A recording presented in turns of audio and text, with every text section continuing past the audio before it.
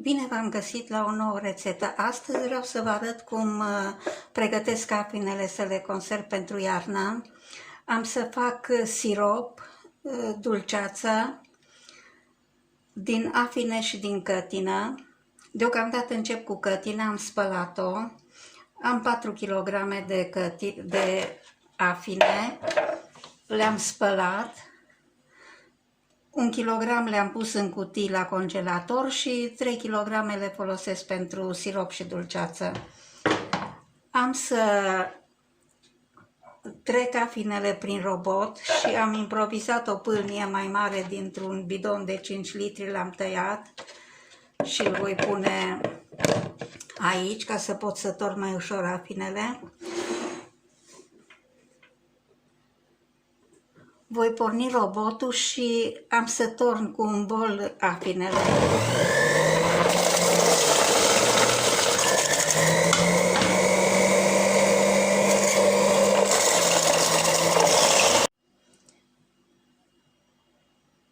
Am terminat și acum reziduul care a rămas încă mai conține destul suc și o să mai trec o dată prin robot. Ia aici se vede.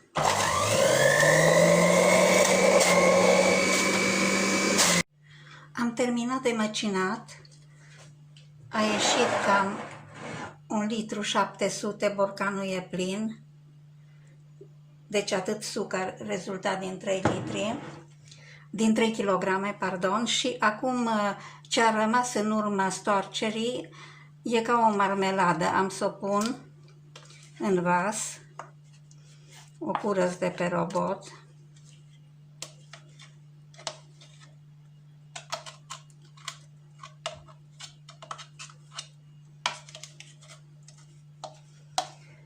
Și din aceasta voi face dulceață, pentru că încă mai are foarte mult suc.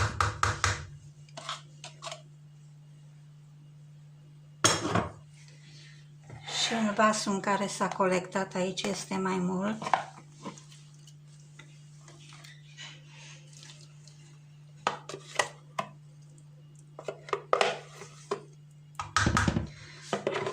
Deci aceasta o voi amesteca cu 1 kg de banane. Voi vedea ce cantitate este și cât zahăr trebuie să pun și voi face dulceață. Aici am turta care am obținut-o prin stoarcerea afinelor din 2 kg de afine. Pardon, din 3 kg de afine. Și am pus 1,5 kg de zahăr peste ea și voi mai pune 1 kg de banane. Bananele dau un gust deosebit și o aromă. O să le pun pe foc și le las la foc mic fără a agita. Cratița este antiaderentă și odată la maxim 15-20 de minute trebuie verificat cam în ce stadiu este.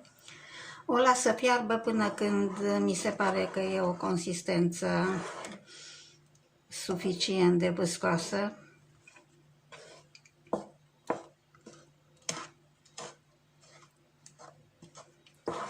Deci o pun pe foc.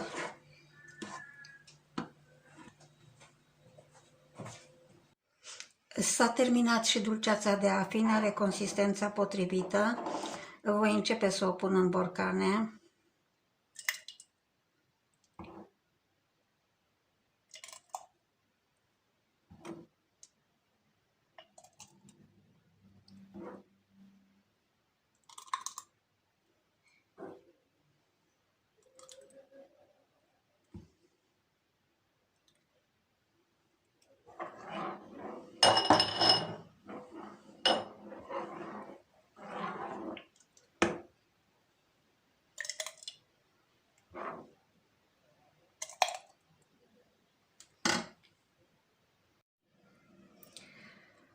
Am umplut 4 borcane de 370 și unul de 500 de ml.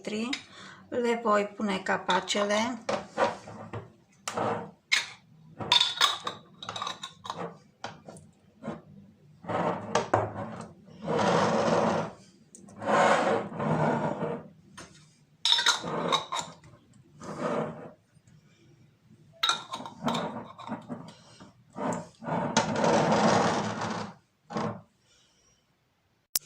Am terminat cu cătina. Aici am 2 kg jumătate de cătină. O să rețin vreo 300-400 de grame ca să pun într-un borcan cu miere, iar restul o voi măcina. Voi proceda la fel ca și cu afinele. Pun această pâlnie în gâtul robotului și cu un bol voi pune cătina. Pornesc robotul.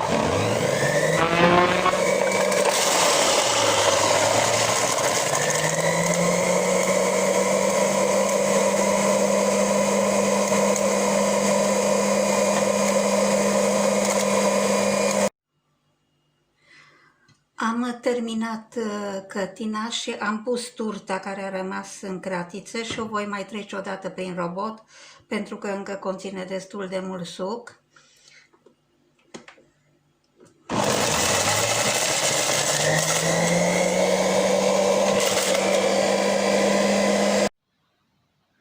Am obținut 2 borcane, unul de afine de 1700 de ml și unul de cătină de 1,5 litri. Arată foarte bine, este numai suc pur, fără apă. Și o să le bag la frigider și mâine o să prepar siropul. Și acum voi pune ce a rămas de la stoarcere, turta. Voi curăți de pe robot și voi pune acest rest la uscat. Conține ulei de cătină, sâmburi și sâmburii conțin destul de mult ulei de cătină. Se usucă și după aceea se poate măcina cu mașina de cafea și iese o pulbere care se poate consuma amestecată cu miere, cu brânză de vaci și este foarte bună, nu trebuie aruncată. Și ce a rămas în cutia colectoare.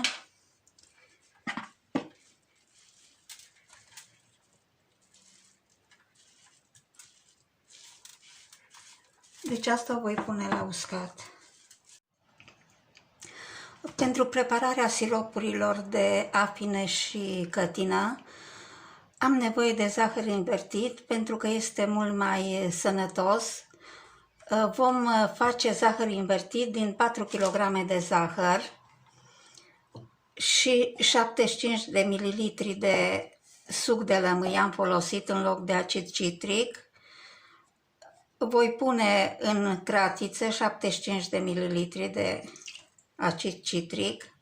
În loc de apă voi folosi o infuzie de tâi de fasole. M-am gândit că asta ar ajuta pentru că este foarte eficientă în reducerea glicemiei. Deci voi folosi în loc de apă 800 de ml pentru că puțin se va mai evapora. În total ar fi trebuit să fie 800 de mililitri lămâia cu sucul de lămâie cu apa și voi pune 4 kg de zahăr.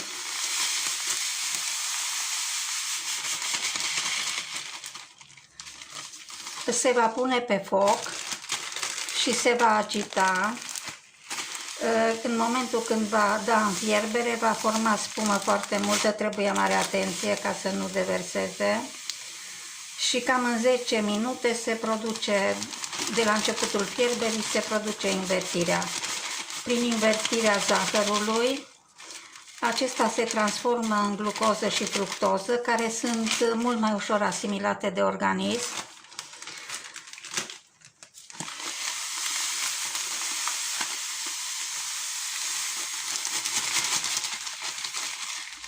Deci mai am 1 kg să pun și o să-l pun pe foc și o să am grijă să nu dea în foc după începutul fierberii.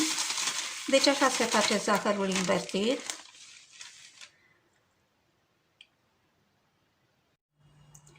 Am terminat zahărul invertit.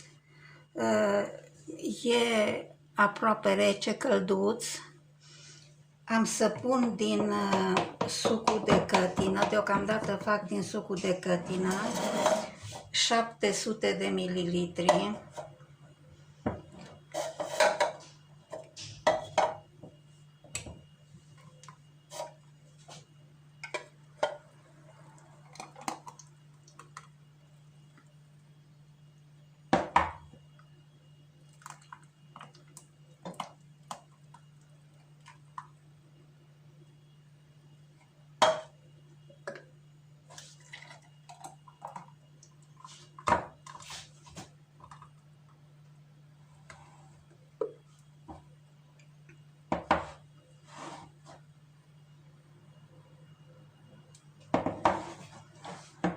Deci mai pun 350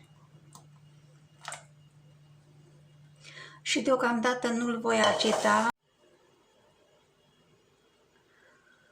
Am terminat siropul de cătină. Inițial am pus 750 de ml de suc și după ce s-a răcit și l-am agitat am mai adăugat 750. Dacă lăsam 750 nu puneam conservant deloc, așa am pus 2 aspirine. O torn în borcane pentru că e mai ușor decât în sticlă, pentru că pulpa se adună deasupra și atunci nu se poate omogeniza ca lumea când se folosește. Are o culoare superbă și e foarte bun.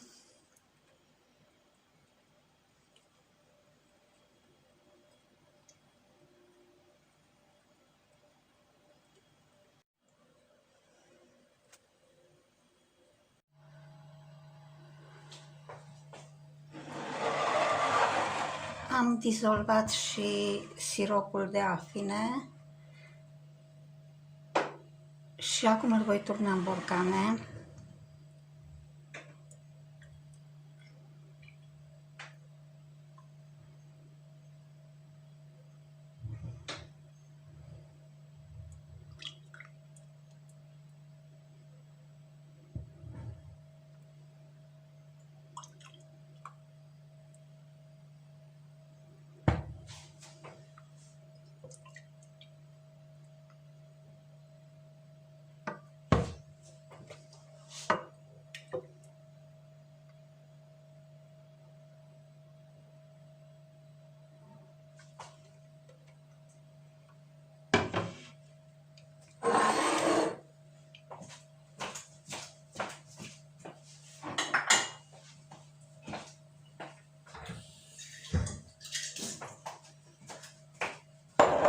Deci a ieșit puțin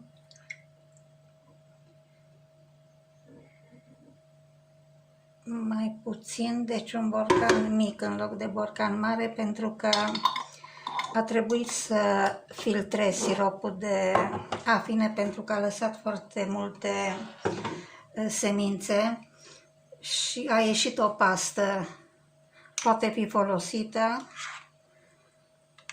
dar nu puteam să o las în sirop.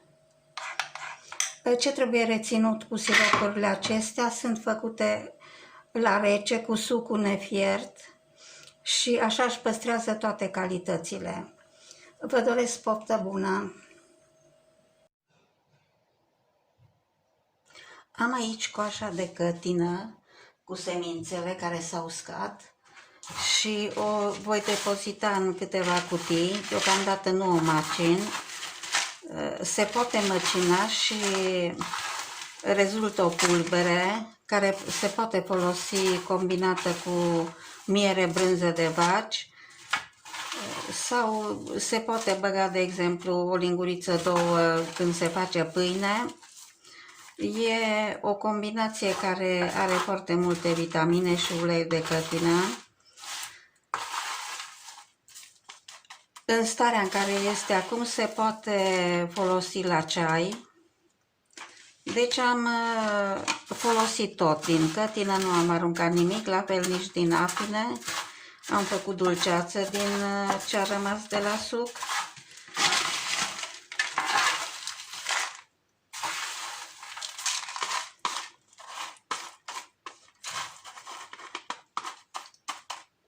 Deci dacă faceți sirop de cătină, puteți să recuperați și cojile și semințele. Vă doresc numai bine!